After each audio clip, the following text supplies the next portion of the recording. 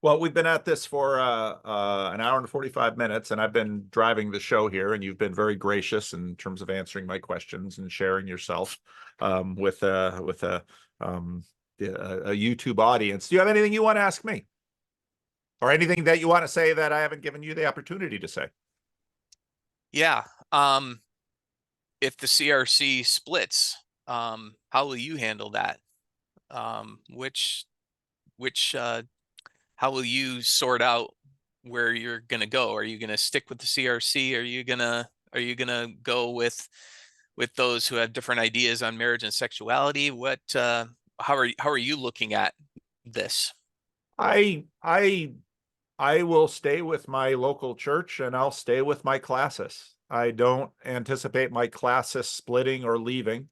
Um, and I don't anticipate anything in my local church. I get a sense, my sense is that my council in my local church is, to the degree that it's aware, happily located in our classis and happily located in the denomination. Now, I don't know that my um when you get further away from sort of the center of the CRC and you get fewer and fewer people who have CRC roots in your church, the church tends to get often sort of kind of a broadly evangelical group. And there are a lot of people on the West Coast who are nervous about the gravamen question, because there are a lot of people on the West Coast who maybe don't necessarily have an issue over the human sexuality question, but you've got office bearers who have questions about infant baptism, or questions about double predestination, or some of these kinds of things. And so the gravamen loophole has been used for a lot of different reasons and a lot of different purposes throughout the church.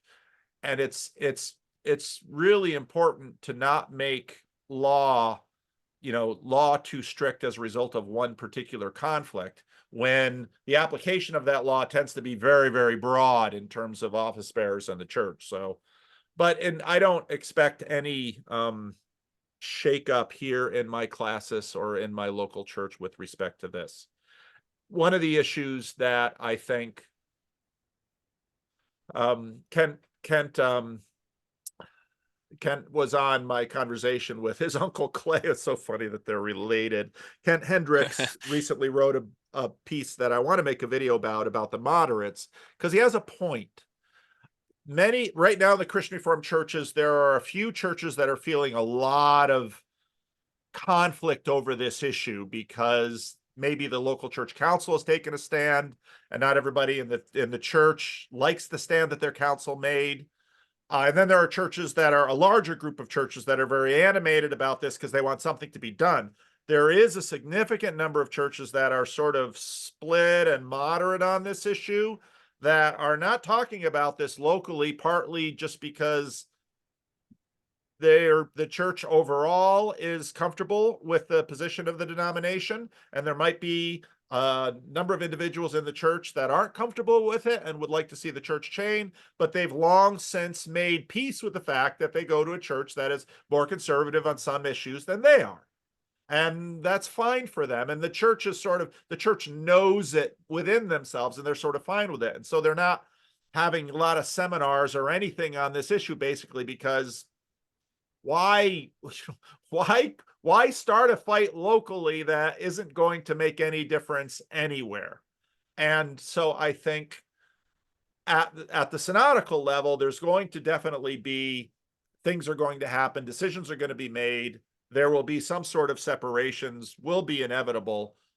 But for those moderates that are living sort of in a mixed group that are kind of quiet about it, figuring out how to go forward with that is important, because that's actually a lot of the church. And when people come to me and they say, well, why don't the conservatives leave? Why, and I would say, well, because we wouldn't be looking at maybe losing 30 to 50 churches. We'd be looking at losing 300 to 500 churches if it was the other way.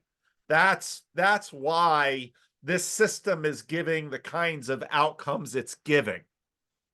Yet, that question of this issue is not going away.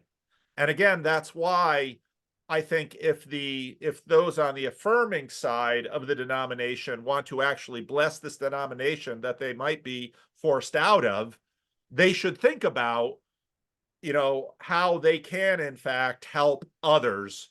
And that's a complex thing. And part of this is complex with respect to Calvin University, with respect to pensions, with respect to other agencies. But again, my admonition for them is I think most of the let's call them confessionalists in the conversation in the denomination aren't looking for blood or a pound of flesh. And I think a lot of people will try to be as flexible as possible with respect to practicalities and institutions. So I hope something can come out of this that will be more creative and productive than what we saw with the URC or the Protestant Reformed split back in the 1920s.